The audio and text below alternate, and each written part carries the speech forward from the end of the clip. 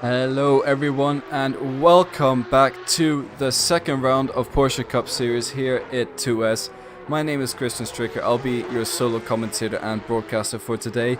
Last time out we had a few issues with the microphone quality, so I'd appreciate it if you guys in chat could quickly check with me so I can try and change my settings to fit your listening pleasures. Anyways, this time around we are in Hungary, Hungaroring. I actually had the pleasure of taking the Porsche Cup car around the track myself earlier in this practice session even, alongside some of the other drivers. So I have a bit more information this time around on how the car handles. It's quite similar to the GT3 car, I would say. People already in chat saying Mike sounds a lot better. Okay, I'm very happy about that.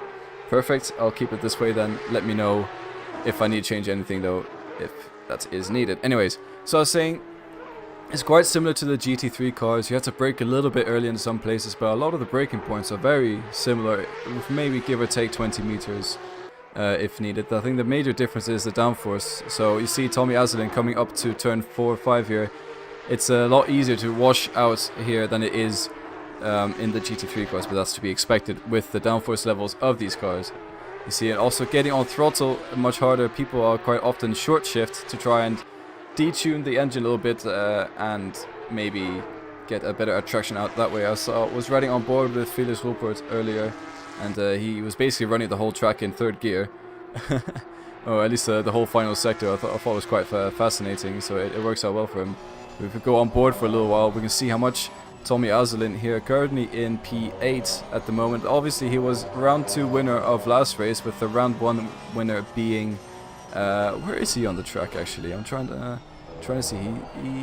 It was oh, he's P1. Andre Miklia. So yeah, he was P1, and he obviously had those issues in round 2 with his computer where it crashed, so he was stationary on track. But yeah, so Miklia currently P1 again for this race. This race is a 45-minute race with a 15-minute quali rather than a 10-minute quali with 2 minutes. With 2 times 20-minute short sprints. See Tommy Azelin getting a little bit sideways there on exit actually, and I think we're going to be seeing that quite a lot today. Some of the drivers have been reporting really struggling getting the power down in this car, and saying it's going to be a long, arduous race today, and I hope they have a good, fun time. Obviously, we have a bit of a history here at 2S with Hungaroring, involving some chaos. Oh, and Tommy looks like he's just given up there. I'm sorry, I caught that on track. Yeah, you see how easy it is to make a mistake, and then I guess the frustration just set in there for Tommy, and he's given his pit crew a little bit of a job to do. 5 minutes left of free practice. I'm sure they'll get that car repaired in no time. Here we have the other Luxembourgish driver of Felix Rupert. He was always a podium contender last race as older. I think he got a podium in the first race, and in the second race he, well, due to unfortunate circumstances with a collision, got sent to the back of the grid, and then was driving with a vengeance, which cost him a few places as well at the end with some penalties. But he's back here again. He's only a 10th of Andre Miklia in P1, and looking to set some new blistering lap times as well. I just want to quickly mention he is running the livery that I believe, oh man, there's 2 Luxembourgish drivers in Porsche Cup. I gotta get this one right. I believe it's Pereira. I don't know how exactly you would pronounce it, but yeah, it's Pereira's livery in the Super Cup series with the BWT pink livery. You see on the side the Luxembourg flag and his name. This livery was created by our other Luxembourgish driver in-house of Ben Loos. Where is Ben Loos? Here he is with his other custom livery as well. Very nice livery he made by him. The black and green VVDL car. Very unmissable. I think it's one of the more striking liveries on the grid. Of course, if we're going to be talking about liveries, there is one livery that just we have to talk about every single time, and that is this guy right here, Ruben van der Hooding. He has been commissioned to create this very livery he's driving right now for a Porsche Cup driver in Porsche Cup Germany, or Porsche Cup Deutschland, I believe they call it. And this is the livery for Luke Hartog, and he is racing this in real life. So it's nice to see Ruben van der Hooding repping his own creations here today on the track. It's a beautiful livery. Luke Hartog actually took a podium this weekend in Imola, and a podium pole position as well, so very great performance from him. And hopefully Ruben van der Hooding is able to replicate that today. I see Sanix in the chat. Kimi, do you need a co-com for the races? I mean, I wouldn't mind one for next race, but round 4 I will not be able to commentate, so either we find a replacement to commentate for round 4, or there will be no round 4 stream. Hopefully we'll be able to find a replacement. That is the goal of this series, so you guys can watch it back, because it has been brilliant racing in Zolder, and I'm quite excited to see what this longer format here today will bring to the grid. I'm going to quickly take a little bit of a breather, drink some water. It is solo comms after all. I do apologize for any noises you may hear in the background. It's quite warm today in my room, so I have my fan blasting in the background to try and keep myself a little bit cooler, a little bit more livable conditions than it would be in these cars. Obviously, the commentary box sitting right above the pit lane. We do have a little bit of aircon, but it broke today, so I'm going to have to use the fans. And someone says, okay, Vito in chat says, thoughts of me being off pace again. Well, I wouldn't say he's off pace. It's only 4 tenths up Miklia, Reds and Rupert, which I would say is, and Van der Hooding as well up there. But that's actually, it's very nicely in the top 5 there, I'd say. Quality pace, okay, but I mean, to be fair, Vito was saying earlier that his pace was more in race, not so much quality, that his setup is very race pace oriented. So I'm pretty sure during the race you could probably gain a few positions if you struggle in quali, but Vito, or Servinsky as he's known on streams, let's cut to him a little. Actually, he's in the pit lane, so a little bit of a slide there from Van den Hooding. Oh, another drift, he's gonna catch it, please catch it. Oh, almost caught it. That was a nice little Tokyo drift moment there by Ruben. And Welsh Toast, if you're watching that, it could be one for the Welsh Toast stories. Obviously, if you're not used to the Welsh Toast stories, it's have a look at it. It's under the ACC category. He makes GIF stories of every single race we have. He is yet to make the one for last week's Porsche Cup, but he is on it. He has quite a lot of GIFs lined up of just funny moments during the race and contacts and incidents and stuff like that. It's very enjoyable to read through. Highly recommend checking that out if you are part of the Discord. If you're not part of the Discord, obviously the link will be in the description, and if you want to race with us, we race every single Monday at 8 PM. Oh, what a pit entrance by Tommy there. Let's hope that doesn't happen during the race. A little bit of a funky one, if I do say so myself, as Diokovsky. Oh, a little bit of content. What is going on, boys? It's not even the race yet. Calm down. As Reds crosses the line in P2, and that will be his practice run over. Let's cut over to Thomas Wright, who was with us in race 1 as well, now here in race 2. One of the newer drivers on the grid, which fits perfectly with, if you want to join our sessions every Monday at 8 PM Central European time or Central European Summer Time. So that is, I don't know, Paris time, I guess you could say. So 7 PM UK time. Every Monday with ACC.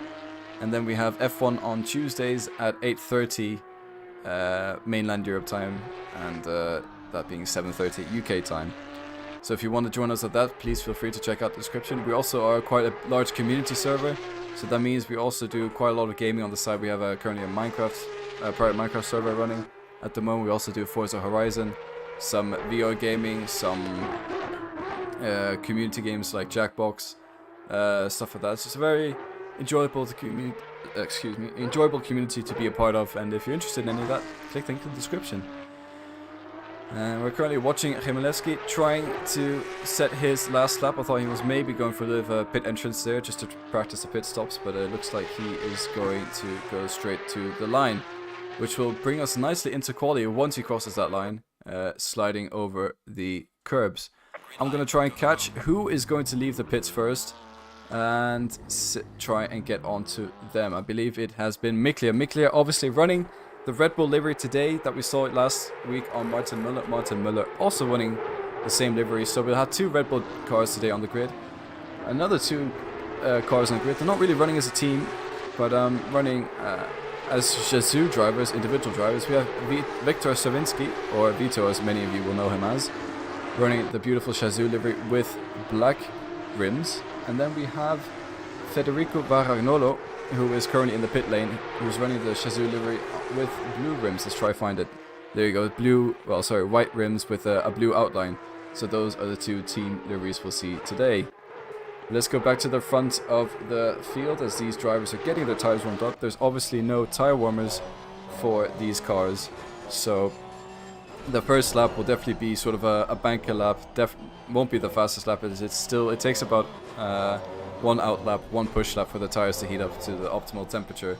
So it will be their second lap where we really start to see the times drop and come in fast. So we're currently riding on the wing of Miklia. You see the Rocket or Rocket Triple T Red Bull livery designed from Race Department. A very nice livery, to be honest. If you're gonna make a Red Bull livery, make it like this. I think it's a very beautiful livery, Red Bull wise. And then we have Felix Robot behind him. These two drivers very keen to get their qualifying underway. I think they'll space out a little bit at the end. There might be a bit of a traffic jam, but it looks like the drivers are spaced up quite nicely to start with. So let's ride on board with Miklia as he takes us around the first lap here at Hungaroring in the Porsche Cup cars, and we'll just have a quick listen to see how it looks, how it feels from a driver's perspective.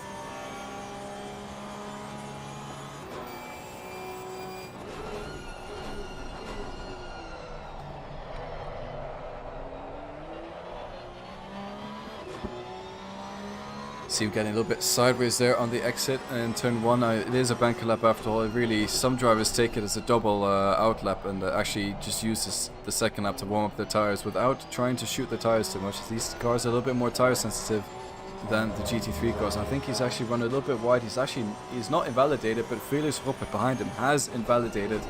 So Felix will definitely be doing what we call a second out lap. You see Miklia slowly but surely catching up to, I believe that is Daniel Cofield ahead in a livery that's actually designed. Let's have a look at Daniel Cofield's livery real quick. Let me quickly find him on the tool. Where is he? Where are you hiding, Daniel? And there he is.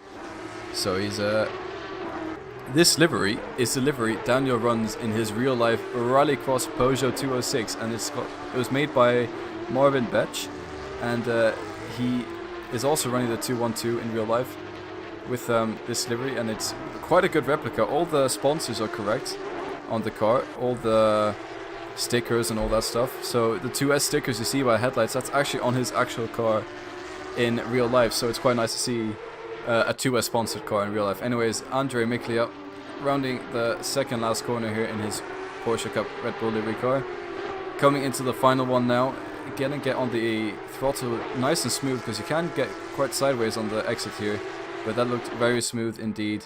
And he's going to come towards the start-finish line, and it's a 1:45.3 is the first banker lap from Andre Miklia, and I think that's actually a very competitive lap time from these drivers. You see, people are struggling to get anywhere close to that. I think the only person who could probably get close to that is Felix Ruppert, but he did invalidate in his first lap. Obviously, we're going to see the times tumble as the session goes on, once the tires get heated up and the drivers get a bit more practice. But I think that's a very, very solid banker lap from Andre Miklia right there. Let's have a look at the current leader in silver class, what he is doing.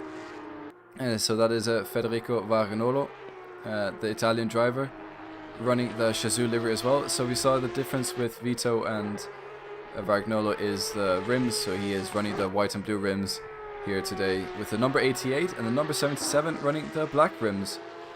So hopefully we'll get to see Vagnolo put in some blistering lap times as well. There's been discussion saying he probably should be a pro driver, and we'll keep that in mind for if he signs up for another series, because he has been very rapid. The only thing holding him back is his consistency, so we'll have to wait and see how his consistency is over a bit of a longer race than usual. So we're not running the short sprints anymore, and I think these Porsche Cup cars, especially in the longer races, will have a huge tire degradation, and it might come in costly at the end. So Vagnolo 1.5 seconds off the current leader of Miklia. However, he is leading silver with quite some margin. I mean, he is the second silver driver to cross the line, but he's done a good banker lap there by Vagnolo. Someone who's on an absolute flyer at the moment, Anton Olive. He is 7-8 tenths up according to my tool. This could actually throw him quite some margin up. He's got a little bit of a poor exit there though, although he is improving a little bit. So let's see where he goes when he crosses the line. He goes up to P4, only 5 tenths behind Andre Miklia's banker lap. And I'm telling you right now, Andre Miklia, he's not improved his lap time from his banker lap. And right now it looks like Ruppert is also not improving, but look how close it is in the top 3. Andrei Miklia, Orlando Reds, and Felix Ruppert, all within a tenth of each. Well, not even, all within 2,000ths of each other. Sorry, 200ths. I'm getting everything confused here. So the top three separated by 200ths. That is incredibly close. For a total Ruben in the background there, getting all sorts of sideways on exit. That's definitely going to validate his lap time.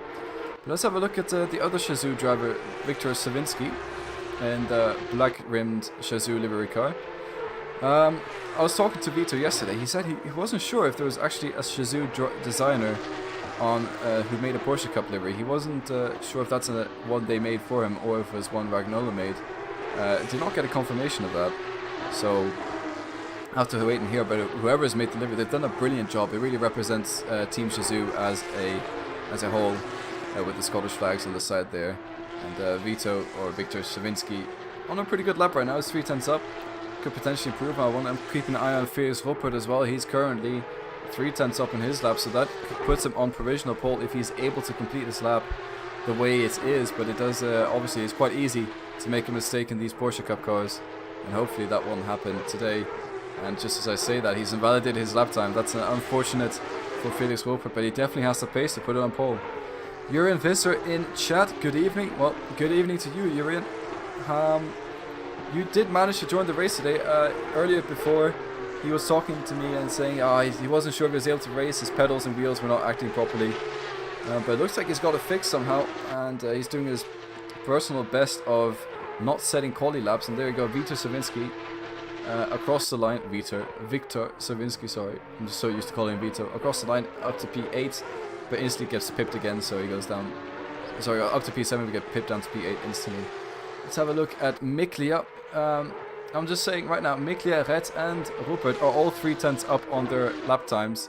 So we could see all their lap times improve by 3/10, and then it would be back to normal. So there we go. Red has set his lap time 1:45.1, puts him into new provisional pole. Miklia is on another flyer as well. He's currently 2.9 tenths up, and he's just got to navigate through the chicane. A little bit of a bounce over there, got a bit sideways. It's going to cost him a little bit of time, and it has. He's dropped his delta completely. He's down to now 1/10 up on his lap time compared to 3/10. So he's lost a little bit of time there in that section. So he has a bit more if he goes for another quali run. Ruppert has returned to the pit lane, so he's had to abort his quali lap yet again, which is a shame. It's quite difficult to drive these cars around Hungaroring. It's hard to push them to the limits, that's for sure. Let's see what Miklia is able to do. Taking that second gear, a little bit of a slow exit, and a little bit of a cautious exit. I think he can still manage to get provisional pole. He's currently 2.3 tenths up in his lap time. It's going to be quite incredibly close to what Orlando Reds has been able to produce, but I don't know if that's going to help that entrance to that final corner there. That might cost him a little bit of time. It has cost him a little bit of time in the exit, but it's still going to be a very competitive lap time. He's going to cross the line, and it's going to be just 5,000ths behind, 500ths behind Orlando Reds, who's on another flying lap, and he's another 10th up on his lap time yet again.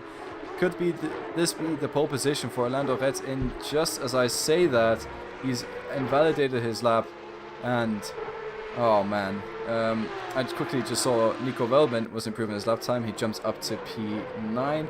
Let's have a look at Daniel Cofield, see how he's doing, and just have a little bit of a look at his livery. That is very similar to his real life one. Just imagine it on a Peugeot 206 rallycross spec, and then there you go. You got Danny's livery in real life. He's currently 3.5 seconds off the time. He's got a big improvement on his lap time, but I don't think it's going to push him anywhere above the rest of the field. He's obviously, he did quite well in his Zolder, got a podium in silver, or one silver, I can't remember, one of the two. He got very high up, but he is struggling today in Hungaroring. Yeah, so 3 seconds off, but only 2/10 off the guy ahead of him, so that's got to be a little bit of a better confidence boost. Let's see Tommy Azulin there, letting Daniel Cofield through. Let's have a look if there's any other drivers on a bit of a flyer. Ben Lowe's, here he is, currently a 10th up in Sector 2, running that VVDL, still repping the Piston Cup Championship, which if you guys are not familiar, has been a thing with VVDL for 2 seasons in the main ACC series here at 2S, where we all the VVDL guys they drive a car with the livery design from the infamous Disney Pixar Cars movie, and I believe Ben Lowes always runs the Lightning McQueen, And he's repping that Piston Cup VVDL championship right there again with the VVDL Cup actually. But Ben Lowe's, quite a nice lap time. This could actually see him jump all the way up to P7 if he gets a good exit. Let's see what he's about to do. Crossing the line now, all the way up to P7. Just as I predicted, right behind Jankowski, and just pips out Muller with 1/100th of a second right there. So up to P7 for Ben Lowe's. Good solid performance from him. And he still has room to improve. He's going for another flyer, as they usually do with these laps. They do 2-3 push laps and then return to the pit lane. Currently, though, I'm seeing the top three. They're not getting anywhere at the moment. So people seem to be either the track is getting a little bit worse. I don't think it's the track, but everyone's a little bit down on their delta at the moment. Maybe just having a bit of an in-lap or cool-down lap before they do a final 2-lap push, because we're reaching the end of qualifying. I'm just quickly going to have a look. So Felix Ruppert is going to cross the line around now, and he is going to start his lap. So let's go on board with him. No pressure. See what he's able to do. I'm just going to keep quiet so you can listen to that Porsche engine for a little bit and just have a look and see and study what Ruppert is doing in this car.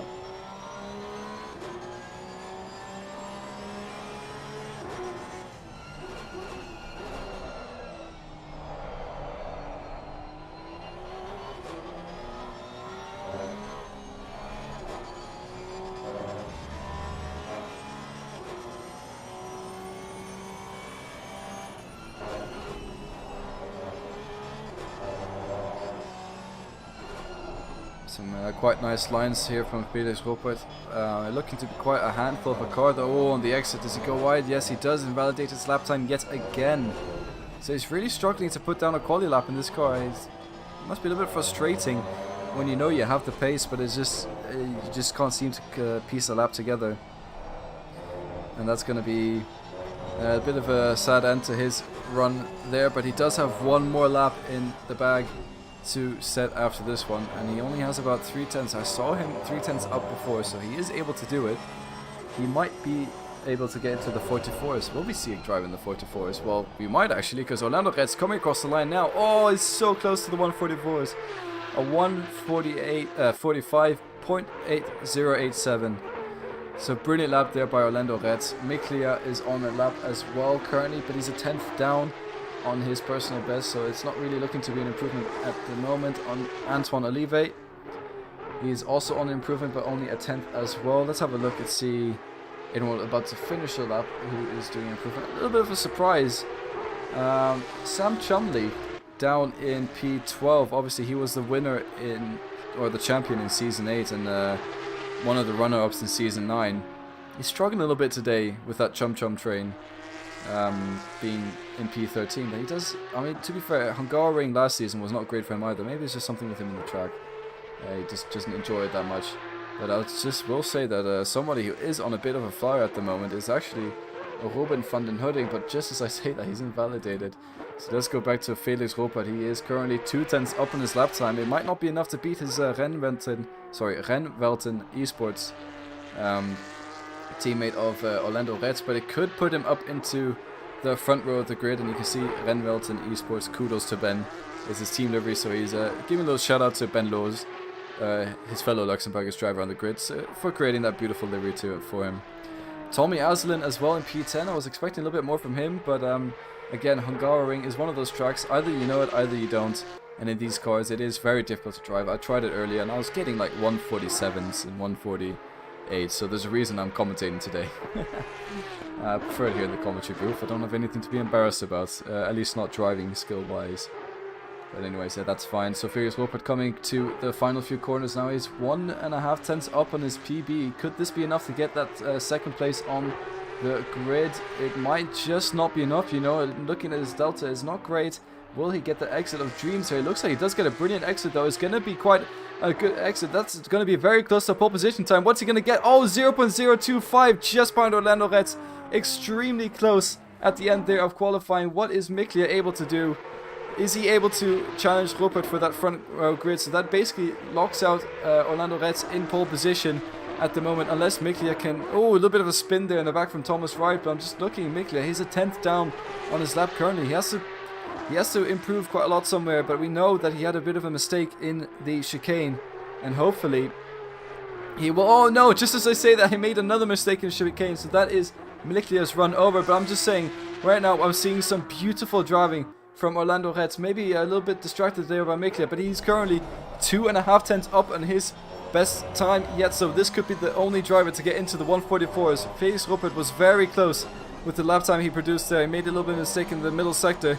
But he was able to recover in the final sector, so that's put him on the front row. But Orlando Reds at the moment, the Renwelten esports driver, out on an absolute flyer, 3 tenths up. I kind of wish he just improves and improves, because this is an absolute banger lap time from the German driver here in this Porsche Cup car. Look at him wrestling the car through the corner, being so gentle with the throttle. Oh no, was he gone a bit deep there? Is that actually going to be a good exit he might get? He's aiming for a good exit. It looks like he's lining up. But he's lost a few tenths there actually by doing that. He's lost 1 tenth, but it's still going to be an absolute banger lap time from Orlando Reds, who puts the car into P1 with a 144.80. And what a brilliant qualifying that was towards the end there. So we have Orlando Reds in P1, Felix Ruppert P2, followed by Miliklia, Olive, Van den Hudding, Wagnerlo, Diagoski, Ben Loos, Martin Muller, Tommy Azelin round up the top 10. And then we have Victor Savinsky, Waldman, Chumley, Wright, Burbo, Chmielewski, Cofield, Betch, Higgins, Nolpin, Kessel, and Visser to line out the rest of the grid. I'm going to quickly cut to a little bit of a track video so you have something else to stare at while these guys get ready for the grid.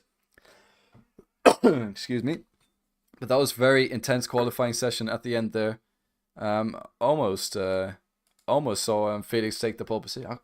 I'm sorry, I have to be a bit biased. I have to support the local, don't I? Tommy Aslin, Felix Ruppert, and Ben Loos. I'm sorry, you're gonna get a little bit of extra attention in these streams for being Luxembourgish. I myself, I want to say half Luxembourgish. I lived there for most of my life, so I guess that counts if they will accept me. I have the citizenship, but yeah, well, I wouldn't say I'm pure Luxembourgish like the other drivers are. I just happened to live there for a long time. Anyways, track video is running. Let me just quickly try and do some fancy camera work, shall we? I always love a bit of fancy camera work. Let's see. Alright, let's cut back to it. 1.5 minutes until the grid goes green, and I'm just looking at this track view. It looks like Hungaroring has actually used a bit of a test track. So on the top left, you look like what's a bit of like a wet track sort of thing for when you're getting your driver's license to see how the car reacts in the wet. And you got a little bit of an oval there, which actually looks more like a test track as well. So I got a bit of a test track, some go-kart tracks in the middle as well. And then of course you got the full Hungaroring circuit right there in your view. Let's use, I like to call it the drone cam. One of my favorite cameras to use in the game. It's just gives you that extra freedom while broadcasting, and a little bit bring you guys something else apart from the normal TV cams and onboards and all that stuff. So I was told by feedback that people liked the track walk I did last time around. I might just have enough time to this time around, half a minute. Let's see. Well, going down here into T1, we got the long straight. Braking point is around here where the dark patch comes. You want to get into like second gear or something and short shift up to third to get a good exit here. Let's zoom over to the next corner where you want to brake around about the curb here and try to get a really tight line in. And oh, I've accidentally jumped onto the car, so the camera's going to start moving. So you got a nice little here. You want to stay out to the left, and then you can take this flat. It is quite difficult on the Porsche Cup cars, but it is possible. And up here, you want to just quickly head to the curbs for turn 5, and then it will go through. I've gone for the wrong camera, so we're going to go back to Orlando Reds and have a look at what he does. Actually, let me. What am I saying? It's my show here today with some 2S drivers. So let's have a look at but are there clouds at the water park? Well, there's clouds today, so you might get clouds. But let's have a little look at the grid coming down into turn 1. People heating up the tires. Oh, Tommy. Oh, careful there. Don't want to heat up the tires too much. Almost went into the wall. That was a bit of a hairy moment from Tommy Azelin there. You see the last of the Porsche Cup drivers, Jurgen Visser, who never likes to qualify for some reason. coming through our screens there. Just crossing over the bridge, you see the cars coming down into turn 1. Felix Ruppert leading the drivers a little bit. But yeah, actually, let's continue track walk. So that is turn 5, I believe. So you want to get onto this curb, but not too much because you can unsettle your car, get all the way washed out wide here. When you brake, you want to brake around the red point here on the right, get out deep and then cut back for a little bit of a late apex here. Avoid the inside curb at all costs because that will unsettle your car, and also getting on throttle you have to be careful as it's quite easy to get the rear tires spinning. Here for the chicane you want to brake a little bit after the curb on left starts, send it over the first curb, send it over the second curb. It is Porsche Cup, they love to eat curbs for breakfast, so you can just send it through there, preferably in second or third gear, whichever you choose. This corner is very tight, you want to just keep the momentum going and set up the next corner here. I'll try and keep in mind the corner names. I believe this is turn 9 or something. But it's going to set up a nice line, get a nice wide exit, but again set up the corner here. Hold a tight line coming all the way through, which will allow you to have a good line coming into one of my favorite corners on the track, which is just a fast right-hander. You need a little bit of a braking zone. Just tap on the brakes, let the car glide in onto the throttle, get all the way out on this curb. One of the points you can actually get a track limit on this track with one of the easier places, I'd say. Here again, brake when the left-hand curb begins, down into second gear. Just take a very tight line all the way out on the exit, short shift up to third, and have a nice run down into the final few corners here. Again, very much Hungaroring. It's a little bit of a late apex. You can make a tight line as well. Go out wide, run a bit over the pit entrance line if you want, and final corner, go a bit deep and take a nice late apex for that ultimate traction on exit, and then you get towards the start finish line. So that sort of gives you an idea how Hungaroring works, and we're about to see the drivers show you how it works here today. 45 minutes of racing, the grid has been lined up, 22 Porsche Cup drivers, we are ready to go. Oh man, we've seen a lot happen in Hungaroring before in 2S. It's got a bit of a history. I hopefully won't see any repeat of that. I'm looking forward to a nice clean turn 1. But anyways, we're about to go green. All the drivers lined up. When is it going to go green? We cross the line. There we go. Red lights go out. Green, green, green. And it's a brilliant start already by Reds. Ruppert tried to tuck in a little bit, but already decided to back out of it and actually go a little bit wide. A little bit deeper on the brakes he goes, but not really able to capitalize on that. But someone who is able to capitalize, Antoine, sorry, why is Antoine Olive selected?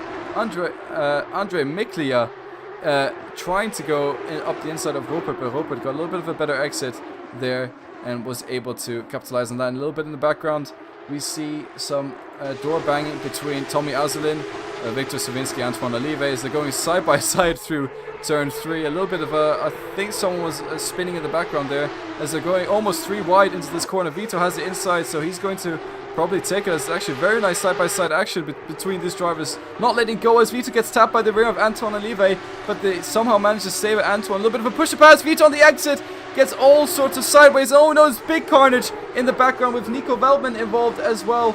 And all the cars are flying across the track. It's been disaster there with Vito getting a little bit too eager on throttle and all the drivers climbing to get back again. So you get to see Vito get corner exit and then just catches out a few drivers. Some drivers are not able to slow down in time.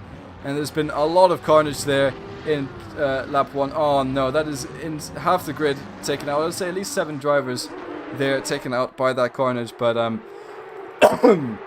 that is very unfortunate there. Now we already see a few people returning to the pit lane. No one has quit yet, so that is a positive. I will say the fight though has been hotting up front. It looks like Miklia already looking hard at the rear of that BWT livery there as well. So Legenden in chat says a small penalty for the leader. Maybe. Potentially. I mean, Sam Chumley also got involved in the incident. He says he's currently in the pit lane. Up the inside goes Andre Miklia into turn 1, and Felix Ruppert tries a little bit of a cutback maneuver on Miklia there and sort of gets a nicely side by side, but he does have the outside for the next corner, so it would be quite difficult to complete this overtake unless he sticks it around the outside. He had the inside for the next corner. It doesn't quite get the exit he wants, so that is a beautiful overtake there by Andre Miklia. Up to P2 he goes. he just seemed to have a bit more confidence on these tires and took the opportunity when he got a nice send into turn 1 up to P2. Ruben van der Hudding as well, let's not discount him. He's right behind Rupert here, and this could also spell a bit of trouble for Rupert. Maybe he's struggling to get a bit more with the tire warming process at the moment, but currently down to P3 he goes, and Ruben van der Hudding is right behind him, ready to pounce on any mistake we might see. In the background, Alexander Diakovsky trying to send one around outside of Ben Lowe's. Ben Lowe's getting a bit hairy on the exit there of the chicane. Looks like Diakovsky gets the move done after Lowe's makes his mistake. Up to P7 goes Lowe's, and Diakovsky, and Ben Lowe's get down to P8. A nice little scrap there, and you see in the background Martin Miller and Wright as well. Thomas Wright, that is, having a nice little fat fight. Antoine Olive getting attacked. Oh, actually attacking Tommy Azalin. I'm going to have to get a little bit of a replay of that one. Let's have a look and see what happened there. So, actually, Tommy Azalin trying to go around the outside of Antoine Olive. Taps him on a little bit on the turn-in, actually. And that's caused both drivers to go wide. But Tommy Azalin does take the position. So, I'm not sure if Antoine will want that position to be given back or not. But that was a little bit of a hairy moment there. But Tommy Azalin up to P5. Antoine Olive down to P6. And the battle for the lead has not over yet as they just head into turn 1 now. Rupert falling a little bit behind the pack, so it looks like Rets and Miklia slowly but surely already driving away from the rest of the field. Well, that might just been a little bit of mistake there from Rupert. I'm sure he'll manage to get his car under control and back into it. And if these two drivers, they continue fighting, that's going to allow both Rupert and Van der Hudding to work together to try and get that P1 position right there. But Lando Red's doing a brilliant job right now under pressure from Andrei Miklia behind him.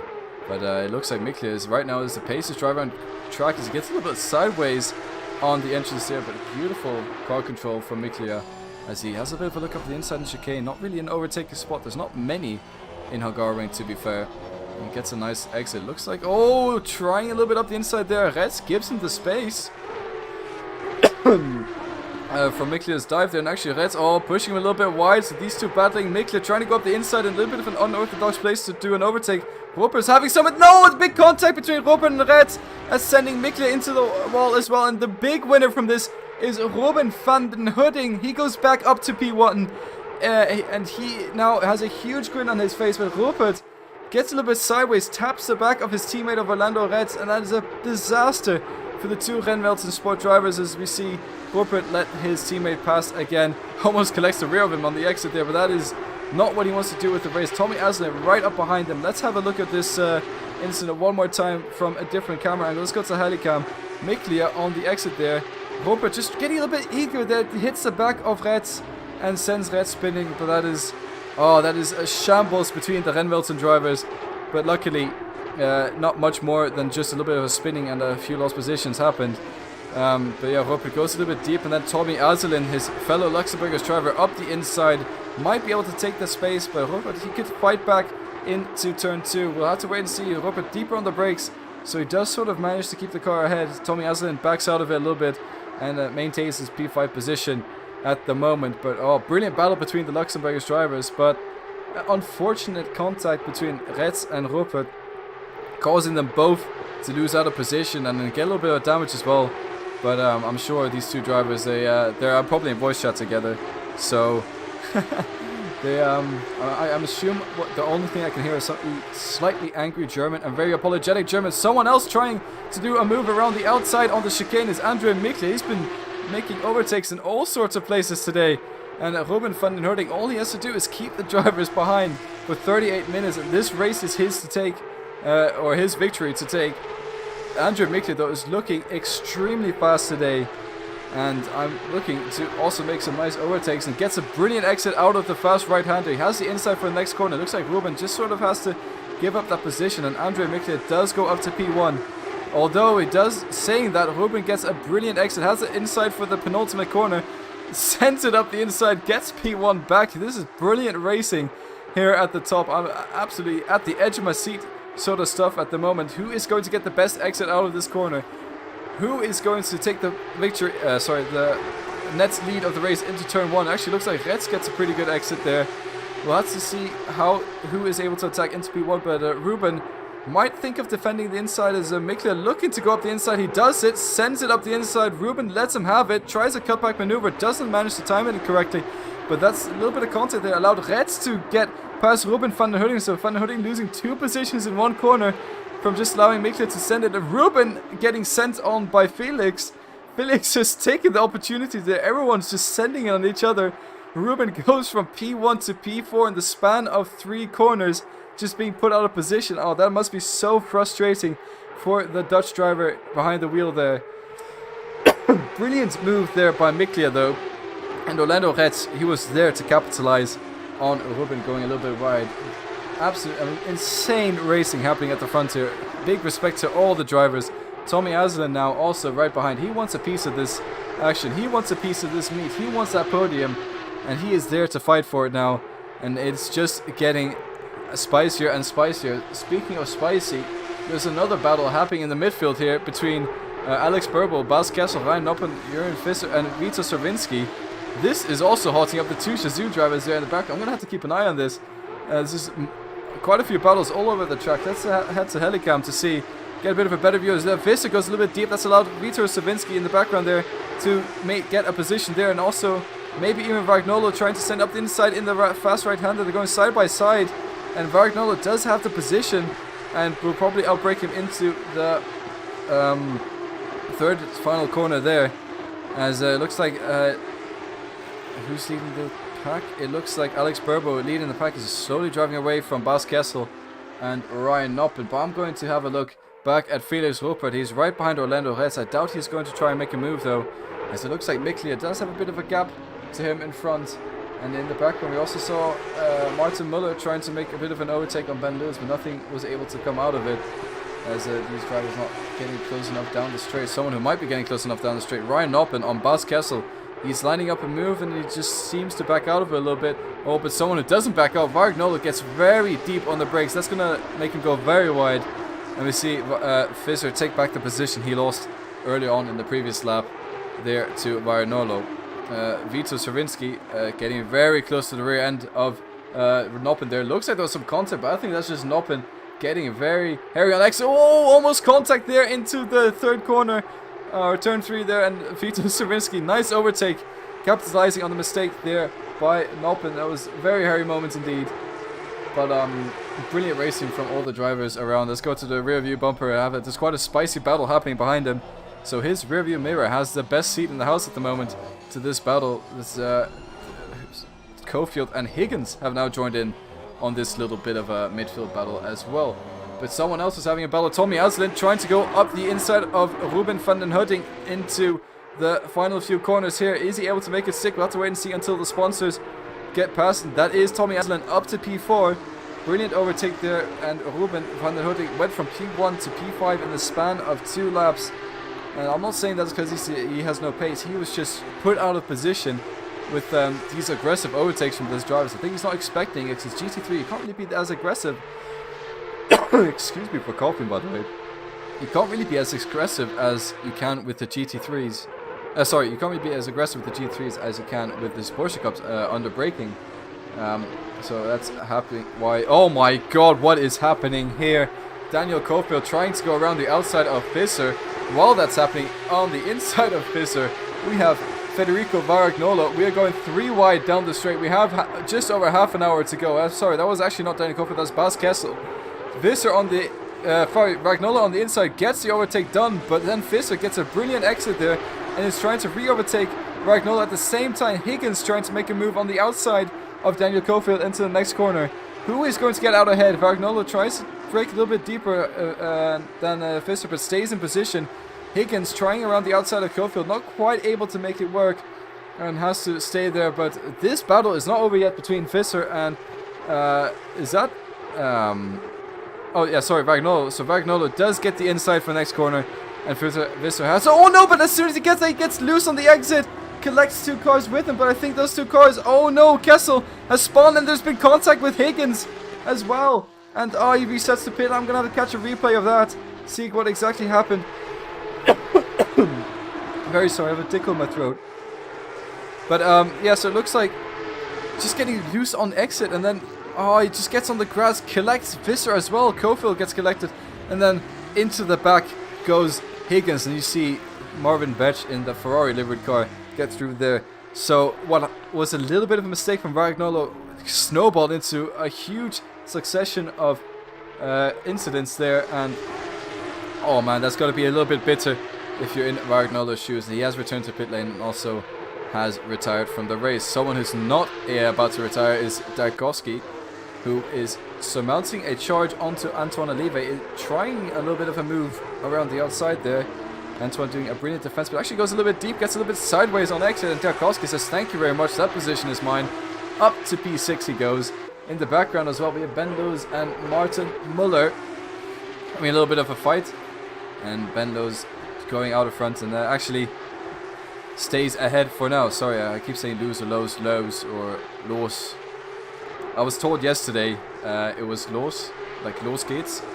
So I'm just gonna try and remember. Alright, los gates los as alles geht's los mit Müller, and he goes sideways on the exit there, but he still managed to stay ahead of Ben Lowe's right there behind him in the black and green livery car. So good overtake there by Martin Muller, keeps his car under control and takes that position. Up to P8 he goes. Rupert, on the other hand, just following his teammate Orlando Retz. I'm sure he doesn't really want to attack the way he did earlier, as he might feel a little bit guilty about what happened earlier, but I'm sure they're communicating between each other to see what is going on. I've just seen in chat, Wright is doing a phenomenal job. He is indeed leading the silver class today. I didn't expect it with his performance last year. He's got his window wipers on. He's got everything happening today. Leading silver class, windows wipers on. Does he know something we don't?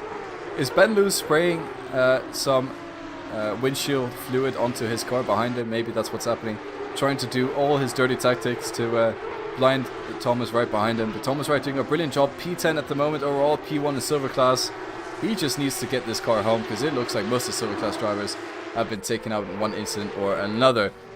Felix Rupert, back to him as he continues his attack on to Orlando Retz. But again, I told you, these drivers are teammates in real life, both driving for Renvelten Esports, and both of them very high caliber drivers. They race in SRO Split 1, for example, so they are up against the best teams in ACC, and they are able to compete in these splits, and I think that's just insane how they're able to do it. Andrei Mikli as well, also a part of a Romanian team, I believe, who are able to compete in the top split of SRO and SimGrid and RCI and all that stuff. And it's great to see the pace they have today, and it's definitely showing. Racecraft has been a little bit iffy in these Porsche Cup drivers, but that's the nature of the car. It breeds overtaking opportunities, and overtaking opportunities breeds aggressive drivers. So we've seen a few mistakes here and there today, and a little bit of a sideways action that's caught some people out. But Thomas Wright, does he even realize he's got his window wipers on? It's a little bit goofy, I'm not gonna lie. But I think maybe it is just because Ben Lewis in front of him is spraying him with window washer fluid. He's doing quite a nice job keeping on the back of this pack, just not really doing anything out of the ordinary, just staying within the track limit, staying within the confines of his ability, and doing the best job he can to keep that P1 position silver. To be honest, all he really needs to do is stay with this pack, don't really do anything out of the blue, and he will probably win this race in silver class. So good performance from him so far. Going back to Felix Rupert, could this potentially be the move into turn 1 as he backs out of it? But just see how close they have to run. He was 3 tenths behind him on the exit, got up to 2 tenths in total by the end of the straight. And I think him and Orlando, they're just working together to maybe catch Miklia. But Andrei Miklia, I'm sorry, but he is absolutely flying today. He is setting PBs after PBs. His last lap was a 1:45.7, and Orlando Retz behind him and Felix Rupert are 1:46 flat and a 1:45.9. No one else is in the 45s at the moment. Diakovsky is in the 46 flats, but that is the only other driver who's matching their pace at the moment, and Diakovsky is actually slowly catching up to Van den Hudding ahead. So he might be surmounting a charge very soon on Van den Hudding. Someone else who's doing a little bit of an attack, Gareth Higgins, getting closer to Urin Visser at the moment. Gareth Higgins obviously caught up in the incident earlier with Bas Kessel and Vargnolo. So was Visser though, so they both have a decent amount of damage on the cars. You can see the cars are damaged. Definitely a bit of a handful to drive, I believe. If you go onto their onboards, you see how much they're wiggling the steering wheel. And gentle on the throttles, actually. I believe that's Bas Kessel, who has just had a bit of an incident here with himself, actually, as he's gone off track and returned to the pit lane. So he might have had a spin by himself. Yeah, that seems exactly what's happened. So I'm sorry I didn't catch that, but he's gone back to the pit lane to repair his car. Nico Veldman as well, also in the pit lane. Says he's 10 laps down, actually. So I wonder if he's just in the pit lane just to chill and have a little bit of a spectator session. Maybe he could join us here in the chat. Be nice to see Vico get a bit of a driver's perspective of what's happening today. Felix Ruppert continues to stick with his teammate of Orlando Retz here in this Porsche Cup Series. I don't think much is going to happen to him unless Retz says, alright Felix, go ahead, you have the better pace, or unless Felix sees a brilliant opportunity. I think it's going to stay like this, where Retz is P2, Felix is P3. Obviously the reason of this is the incident earlier between these two drivers allowed Ruben to get ahead and Miklia as well. Well, actually no, I believe Retz stayed ahead of Miklia, but oh no, sorry, no, Miklia did get ahead of Retz. So I believe Ruben might be feeling, sorry, Ruppert might be feeling a little bit of guilt at the moment. So I believe these two drivers just gonna vibe with each other, have a good time. Oh, get jumping over the curbs a little bit. A bit of a mistake from Ruppert. That could have been costly. But someone else who's on an absolute charge. I'm sorry, but he's sort of gone a bit unnoticed at the moment. Diakovsky has suddenly gotten up behind Ruben van den Houting. As he does that, jumping over the curbs, gets all sorts of sideways on the grass and loses a bit of the momentum he had. But I'm just noticed Antoine Olive, is he also catching up to Van den Houting? It looks like they're running identical lap times, so Van den Houting struggling a little bit. Maybe he took too much out of those tires at the beginning few laps of this race, and it's coming back to bite him now. We do have 25 minutes left, so not quite halfway yet. Halfway mark is 22.5 minutes. But maybe it is the tire difference. I don't know. Maybe Ruppert and Retz are saving tires more than Miklia. We will have to see it by the end of the race. Obviously, tire wear a bit more of an issue on these cars than it is for the GT3 cars. So it'll be interesting to see who has the best tire wear strategy. Anyways, Martin Muller has caught up to Antoine Olive. Is he able to make a move? He's having a look up the inside. He might just do it, you know. He decides to just stick his nose up a little bit there. Say hi in the mirrors of Antoine. Antoine obviously running the Porsche logo as a livery, which I thought was quite well designed by Antoine himself. He also has a teammate of Jack Mills who's running the same livery but in silver instead. It's quite fun to see those two cars in the grid. Timo last time saw the livery, he said he almost had a stroke. He said it was an eyesore, it was disgusting, get it off the screen. I think it's quite nice. I think Antoine's done a good job on the livery. And it's quite fitting for a mini-series here at 2S. It fits the charm of 2S a little bit of a shenanigans. Nothing too serious, and this was sort of the serious. It's nothing too serious. Our main ACC series will be resuming in September. And before that, you might have noticed there'll be a bit of a gap if this series stops in 2 weeks. Main series in September, what does that mean? Well, that means there is another mini-series coming your way. And I'll tell you, you don't want to miss it. We have a new DLC coming out with American tracks. We've just had a new DLC with cars.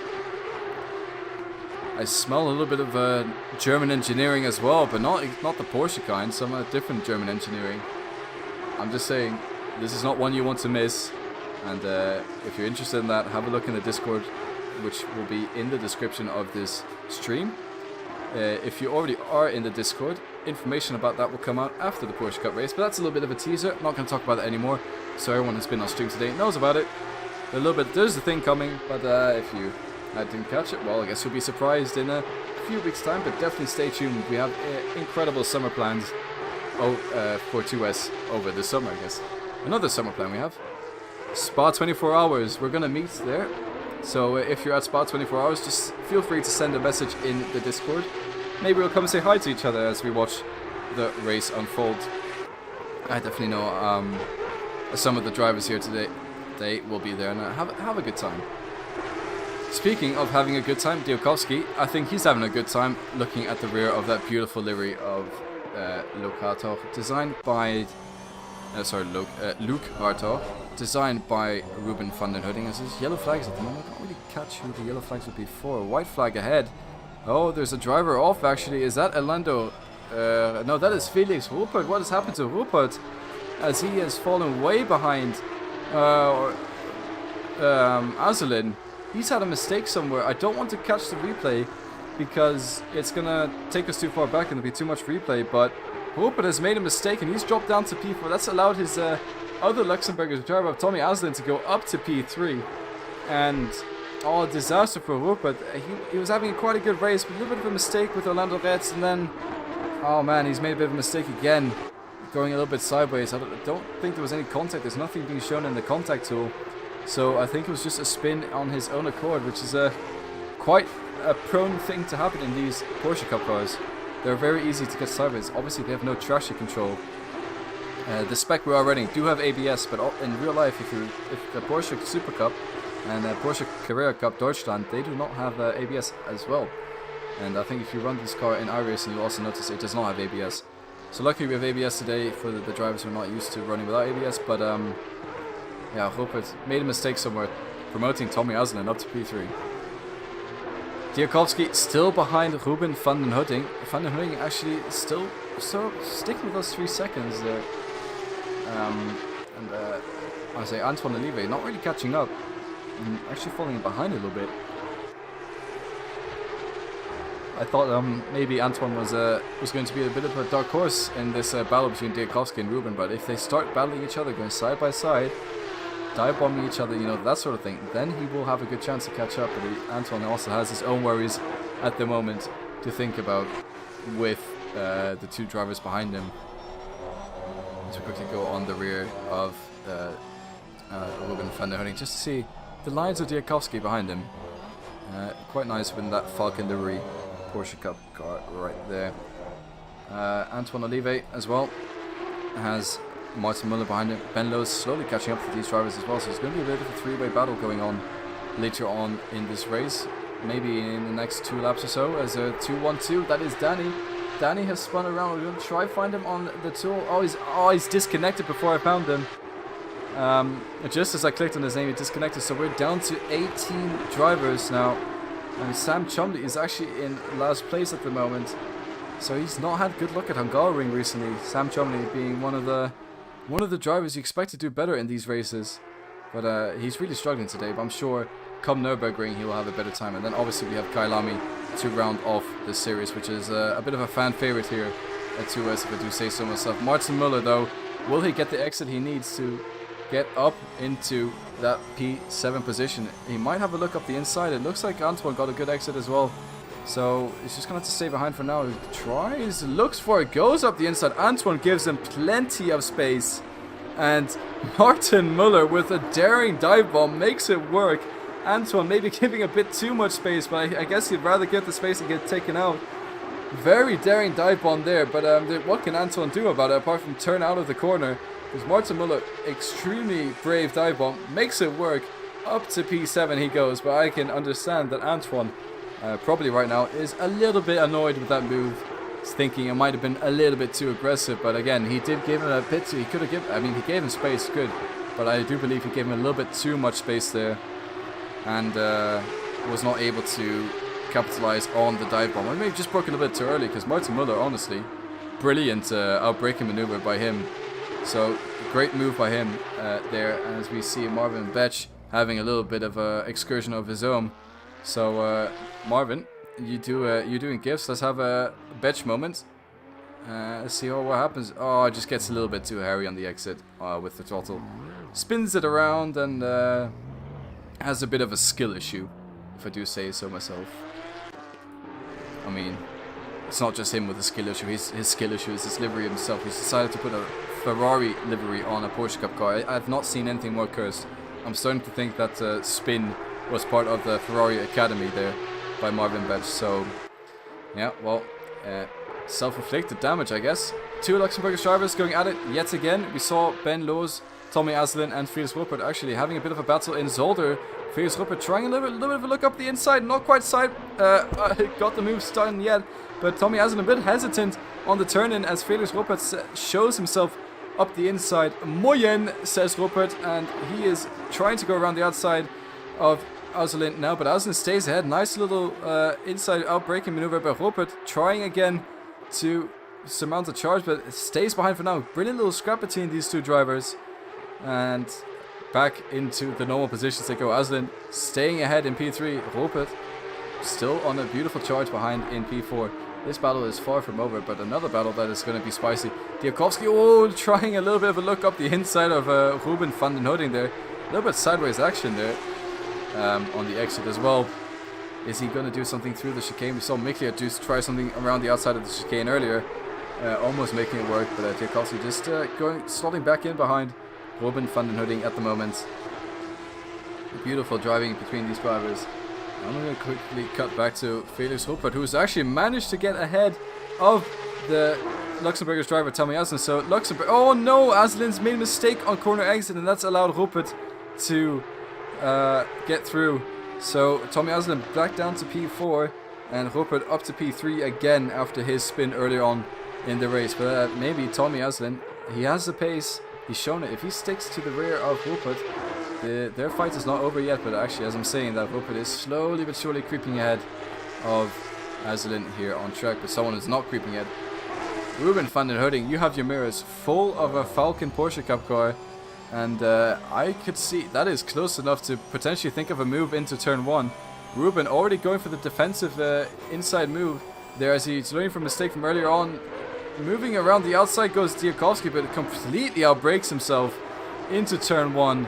Ruben, easiest defense job he's ever had to done, and that's cost Diakovsky quite some time there as he gets quite eager on the brakes, but back down to P6 he goes, and he has to do that all over again and then some. Ben Lowe's now catching up to the rear of Antoine Olive. Of course, Martin Muller has been dropping under Antoine Olive a little bit. Martin Muller might actually catch up to Diakovsky and Ruben battle if they continue to fight it out the way they have been doing.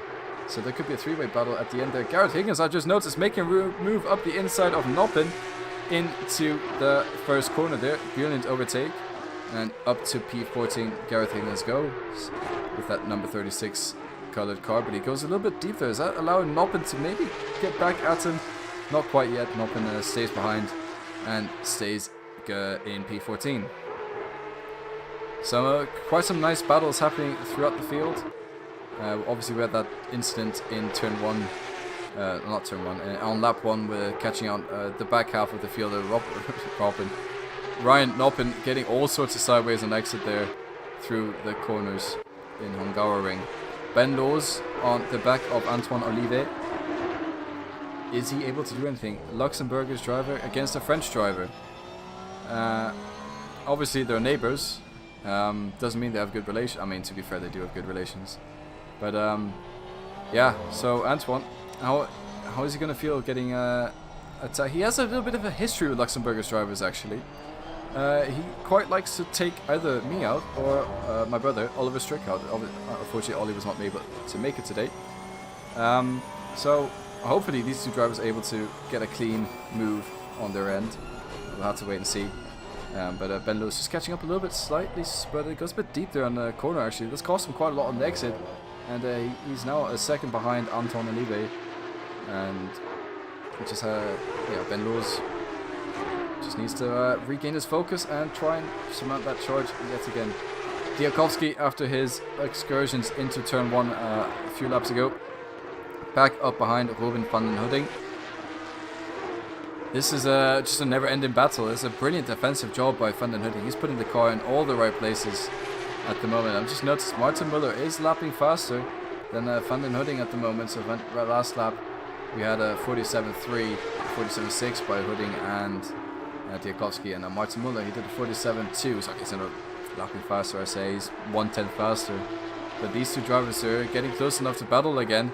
All it takes is a little bit of a mistake from each of them, and Martin Muller will be right up behind them, ready to be a third party in this battle. It looks like going quite wide there on the exit. Have to be careful as well of track limits. There's been no drive-throughs yet, but that is obviously because Jack Mills is not in the race, because then we would have a drive-through. Okay, I'm a bit sorry. That's a little bit rude. I think that's a little bit rude. So Jack, if you're watching this, I'm sorry, but Mills No is a staple in the 2S community.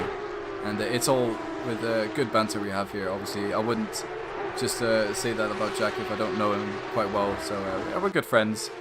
It's just a little bit of banter. So let's move on.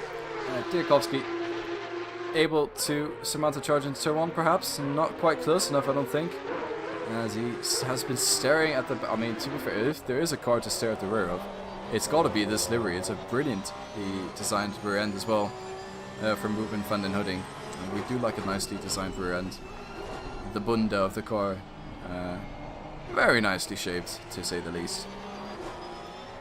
But yeah, Diakovsky's wrestling that steering wheel. Just see the way he's hustling that car through the corners on the edge of the grip. Just trying his utmost best to maximize the pace out of the car to try and get past Van den Hudding. But Van den Hudding doing a brilliant defensive job. Diakovsky actually gets a little bit caught out there, but Van den Hudding gets a bit sideways on the exit. So one mistake of Diakovsky followed by a mistake of Van den Hudding, and it's sort of equalized again. But it looks like the pressure is sort of getting to Van den Hudding at the moment.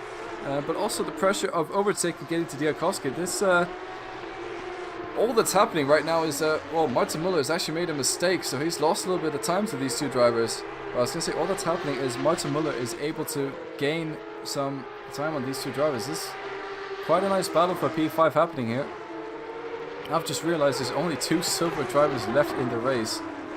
That's quite unfortunate, but that's basically allowing Thomas Wright. He's been putting it no foot wrong today, and he's going to win silver class. Unless something goes completely wrong. I might have just jinxed him. We do love a good commentator's curse here to us. But we'll have to see. Let's see. Exit of Diakovsky. Is it good enough? Not quite. So actually a brilliant exit by Van den Hudding. So he stays ahead for now. Unless there's an absolute insane overtaking dive bomb from Diakovsky. It's a bit too far away to try it, I believe. And manages to get close on the braking because a little bit deep. So on the exit, oh, quite sideways. Getting so eager to make this overtake. His time is running out. Only just over 10 minutes left on the clock at the moment. So Diakovsky, he's running out of time, and Van den Hudding showing he's got nerves of steel in front of the Falcon driver at the moment. Not able to crack under, not cracking under the pressure, and Diakovsky is not able to make him crack under the pressure. Antoine Oliva is actually slowly catching up against Martin Muller. I wonder if Muller has overcooked his tires a little bit, because his last few laps have not been great. He's been losing out quite some time compared to the other drivers, and Antoine Oliva would definitely look to regain the position he lost a few laps earlier to a beautiful send by Martin Muller. Ben Lowe's as well, falling a bit behind Antoine Oliva, or maybe also again some tire management issues from the Luxembourgish driver there. And let's quickly have a look and see. Actually, I've kept an eye a little bit on the leaders. Miklia was 4 seconds ahead of Orlando Retz, but Retz is now 3.5 seconds behind. Last few laps he's actually been a little bit quicker, a little bit more consistent as well than Miklia. So maybe he's preserved his tires a little bit better, but he's still... Oh, he's gone quite wide there. He has to be careful with that, as that could be track limits, and it could award him a drive-through. He's lost a little bit of time on the exit as well there. I was just saying, they're running quite close to each other. Someone else who it looks like a very familiar sight now at the moment. Diakovsky up behind Van den Hudding. What is he able to do? Getting very closely this time around. Van den Hudding not going to the inside. Is he able to make a move up inside? Is Diakovsky? No, not quite. He just follows him through the braking. Maybe able to do something into turn 2. It doesn't quite look like he's got the exit he wanted to put that move on. But he does have a little bit of a look up the inside. Showing himself in the mirrors. Yeah, not quite able to get the move done. Some brilliant driving between these two drivers. I think this is it's one of those moments that it's just leading up. I can feel the tension building. It's who is going to crack first? Is it going to be the attacker or the defender? And who is going to get P5 at the end of the race? That is the question now on everyone's minds. Will Diakovsky be able to overtake Ruben van den Hudding? We have 8 minutes left. Will van den Hudding be able to maintain his position? Obviously, Van den Hudding was actually leading the race earlier on in the earlier stages of the race. So he had a few laps of leading the race under his belt and dropped down to P5 after being pushed out of position a little bit earlier on. Ryan Noppen under attack from Jurien Visser, or Visser, I should say. The two Dutch drivers on the track for P14. Ryan Noppen seems to be struggling quite a lot in that Porsche Cup car at the moment. It is a bit of a handful to drive. It's not easy to say the least, and well, it's a bit more mistake prone than the GT3 cars if you're used to GT3. Let's right on board with Visser. It's being very smooth, and oh, someone's not being smooth. Ryan Noppen goes a little bit deep there. That's going to allow Visser to try and go around the outside, and he just takes it. Noppen obviously doing the smart choice of not rejoining into Visser's path. But Visser goes up to P14. And while that's happening, I think there's a brilliant overtake potentially happening with Diakovsky trying to go around the outside of Van der Hooding. Is this when it happens? No, but he does a bit of a switchback maneuver. Does he get the exit he needs to potentially send it up the inside of Van der Hooding, covering that inside, hugging it like it is his own teddy bear? And Diakovsky trying to go around the outside, goes a little bit deep, isn't quite able to make it stick, goes a little bit sideways there and has to stay behind Van der Hooding. So Van der Hooding, teddy bear hugging the inside there. Brilliant defensive driving from the Dutch driver ahead, and Diakovsky just has to stay behind. What an attack that would have been if he was able to make a stick, but again, Van der Hooding sticking on the inside. Diakovsky only has one option, around the outside or stay behind. And usually it is very difficult to overtake around the outside, especially in these cars. They have a little bit lower downforce than the GT3s, so they have a bit prone to a bit more understeer and then oversteer if you're getting a bit too eager on the throttle. So, but this brilliant battle is just continuing on, is brewing. I can feel it, and they're definitely providing us some great content. Sorry, I was just finding the words there. Some great content today. Diakovsky and Van den Hooding. Whew, take a little bit of a breather, take a little bit of a drink. Let me know what you guys are sipping on today, enjoying this race. Are you guys munching on some popcorn, some crisps maybe? Or you got something else to enjoy yourself this evening here on Monday at 2S. Let me know what you're having in the chat. Last week we had someone drinking some syrup, which I thought was quite interesting. And this week again, I'm back on the water. I was hoping a smoothie. As we see again in the chat, he's saying hot dogs as a delicious dinner. I would quite like some actually, now I want some hot dogs now. I might go down to the local snack bar, get some hot dogs after this race. Thank you. That's a good idea. Borak saying some ice cream. Nicely, very good choice as well. What kind of ice cream? Just out of curiosity. Let's bring out some flavors in this chat. Diakovsky is still trying to attack Van den Hooding. Not quite able to make anything stick at the moment. A brilliant battle between these two drivers. Just over 5 minutes, or actually I'll just wait a little bit. 5 minutes left in the race. Plus one lap. Oh, sorry, not plus one lap. 5 minutes when the timer goes up, wherever the guy is on the lap. That is the final lap. So we'll have to keep an eye on that. I think there's maybe 3 or 4 more laps of the race left. And Diakovsky running out of time. Getting a little bit impatient, but he is ever so close to the Ruben van den Hooding. And Alexander Diakovsky, what is he able to do? Let's see how close he gets to the rear end of that Porsche Cup car designed for Luke Hartog. And just got a quite close look at the sponsors as well. Hartog getting a free publicity here on 2S. If you're interested in following Luke Hartog's journey, his Instagram I believe is just Luke Hartog. You'll be able to find him, and as well follow Ruben van den Hooding or Ruben Designs. I can't remember exactly what his Instagram handle is, but he's made a brilliant livery here, and you can keep up with his story as well of livery designs in the future with his little bit of a design job on the side that he has. Gets a bit deep on the corner exit there, Diakovsky, so he's losing a little bit of time to Van der Hooding for this. So it's not this lap he's able to do anything. Ben Lowe's as well in the background. Looks like he was quite close. Oh, actually, I was just saying that game very close to the rear end of the Porsche in front of him. He goes, and there's a car off actually. That's the 97 of Alex Burbo, who's had a bit of a spin, and that's allowed Higgins to overtake him. What's happened to Burbo? I was trying to catch a replay. Oh, he's just spun it on throttle all by himself. So there's no contact with any drivers. And that is Higgins we saw just on the screen there. Oh, and Victor Stravinsky getting past. So Burbo losing 2 positions by making a mistake in the final stages of the race. He's going to be a bit of annoyed with himself at that one. But Diakovsky jumping over the curb there, getting his car under control, trying to attack Van den Hooding. I'm just going to quickly catch up the chat. Vanilla and strawberry, brilliant flavor choice. from Warwick there at Ice Cream. We had a bit of a heat wave over the weekend. It's luckily calmed down a little bit now, but it's still quite warm in my room. So I would again, hot dogs and ice cream. You guys, I'm a little bit hungry. I don't know if you can tell. Be quite nice to snack on something at the moment. But maybe I should make maybe.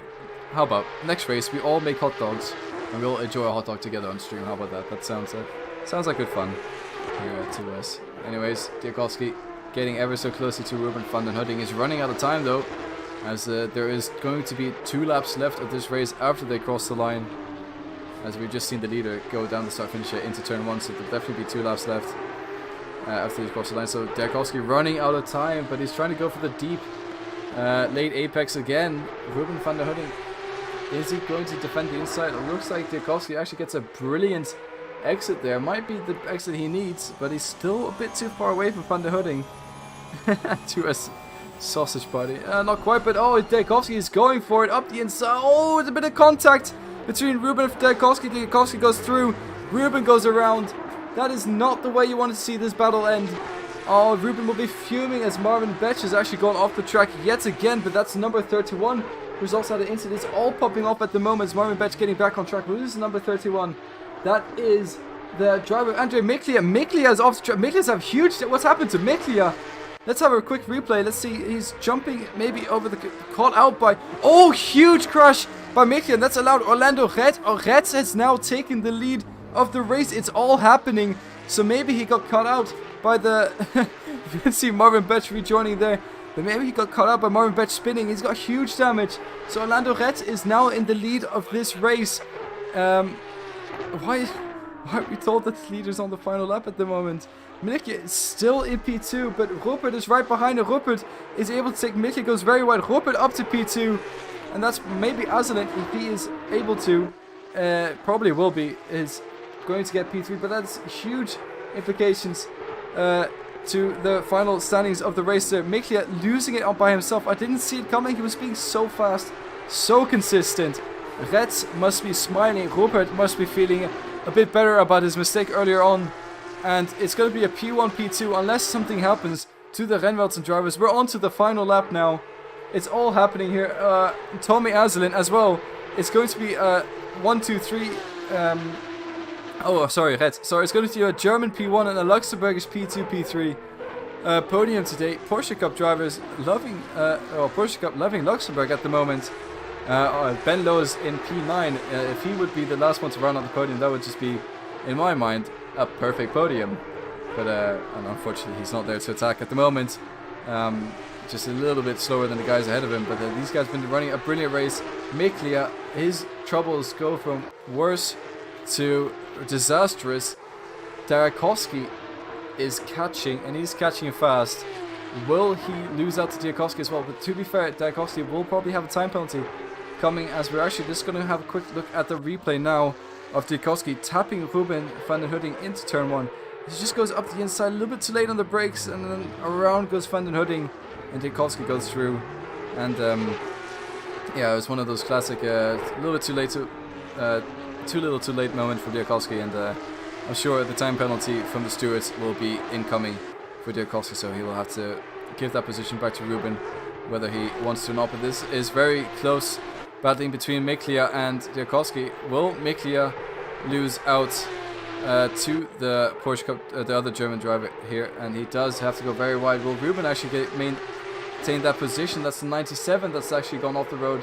Who is the 97? That is Alex Berber yet again, causing yellow flags as Ruben trying to go around the outside of Berber. But I'm sorry, we just had Orlando Reds cross the start-finish line in P1. He wins his first Porsche Cup race of this series. Felix Rupert in the background just crosses the line, cross in P2. In P3 we have the other Luxembourgish driver of Tommy Azalin, and he is doing a brilliant race there. Ruben van der Hudding looks like he's made his way past Miklia as well. So with a time penalty for Diakowski, Ruben van den Hudding will get P4 probably. Martin Muller P6, Miklia P7. So Miklia lost a huge due to the damage he got at the end of the race. Antoine Olivier crosses line in P8. We have Ben Lowe's coming around the corner, crossing line now. Thomas Wright, P1 in silver. Brilliant stuff from him today. Great point haul for him. Crosses line in P1 in silver class. He'll be very chuffed with that. Viktor Savinski having a bit of a battle as well with Gareth Higgins behind him. Gareth Higgins having, well, that just sums up his day, doesn't it? And Visser now coming across the line with Noppen and Chumney yet to cross the line.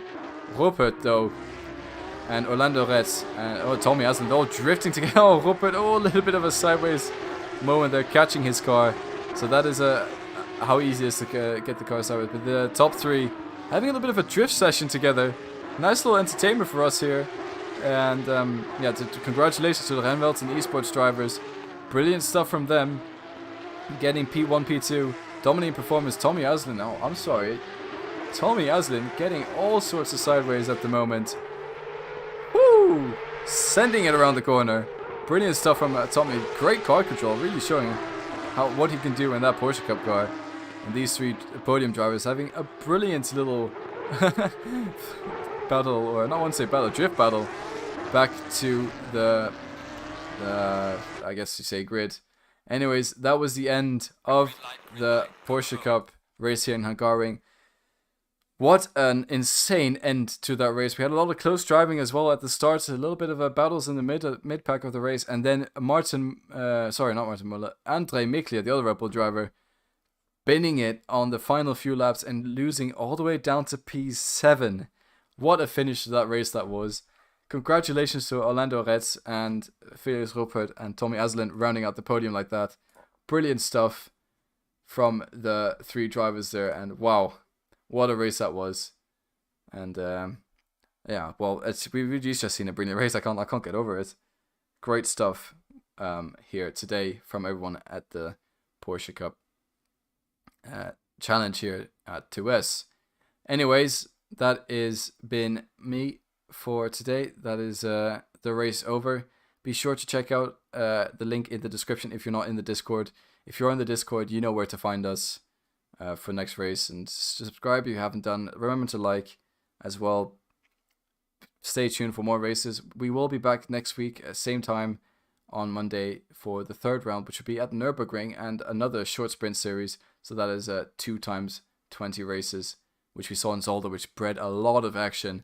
This time around it was a bit more calm, a bit more collected, as the drivers had to be careful with their track limits for one, and also their damage on the car, as it was a longer race of 45 minutes, and also a bit more tire management as well. But next race will be the two sprints format, which we love to see here to us. It always brings a lot of action at the Nürburgring, which has a mix of high speed and low speed corners. So I'm pretty sure the Porsche Cup drivers will enjoy sending it and hooning it around that track.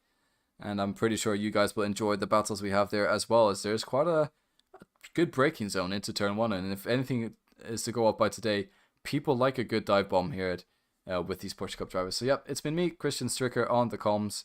Thank you very much everyone who's been watching and in the commentators chat, in the chat all along.